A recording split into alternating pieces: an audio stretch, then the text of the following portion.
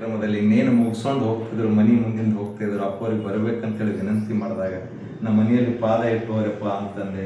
ಆಗಲೇ ತಾನೇ ನಮ್ಮ ಜಿಲ್ಲಾಧ್ಯಕ್ಷರಾದಂಥ ಮಲ್ಲಯ್ಯ ಗುತ್ತೇದವರು ಬರ್ತೀನಂತ ಫೋನ್ ಮಾಡಿದರು.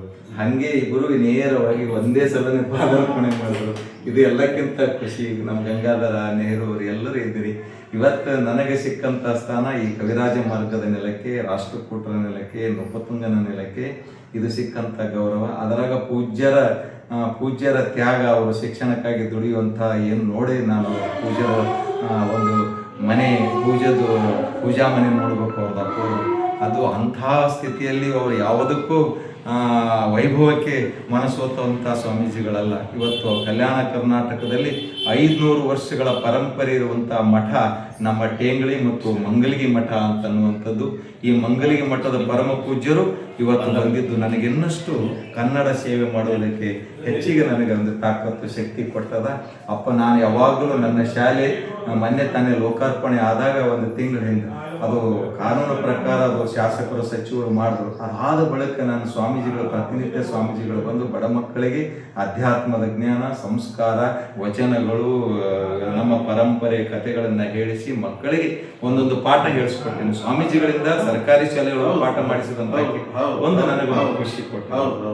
ಹಂಗಾಗಿ ಅಂತ ನಮ್ಮ ಶಾಲೆಗೂ ತಾವು ಬರಬೇಕು, ಮನೆ ಜಿಲ್ಲಾ ಅಧ್ಯಕ್ಷರು ಬರಬೇಕು.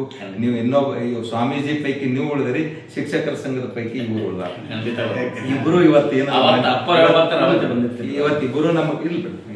ಇಬ್ಬರು ಇವತ್ತ ನಮ್ಮ ಮನೆಗೆ ಬಂದು ಗೃಹ ಸನ್ಮಾನವನ್ನ ಮಾಡಿದ್ರಿ. ಮಾನ್ಯ ಅಧ್ಯಕ್ಷರಲ್ಲಿ ವಿನಂತಿ ಮಾಡ್ಕೊಳ್ತಿದ್ದೀನಿ, ನನ್ನ ಮೇಲೆ ಇಟ್ಟಂತ ಗೌರವ ಇಡೀ ಜಿಲ್ಲೆ ಮೇಲೆ ನಿಮ್ದಿದೆ, ಎಲ್ಲ ಶಿಕ್ಷಕರ ಮೇಲಿದೆ. ಹಾಗೆ ನಿಮ್ಮ ವೃತ್ತಿ ಪ್ರವೃತ್ತಿಗಳು ನಿನ್ನೆ ಹೆಚ್ಚಿಗೆದಾಗಲಿ.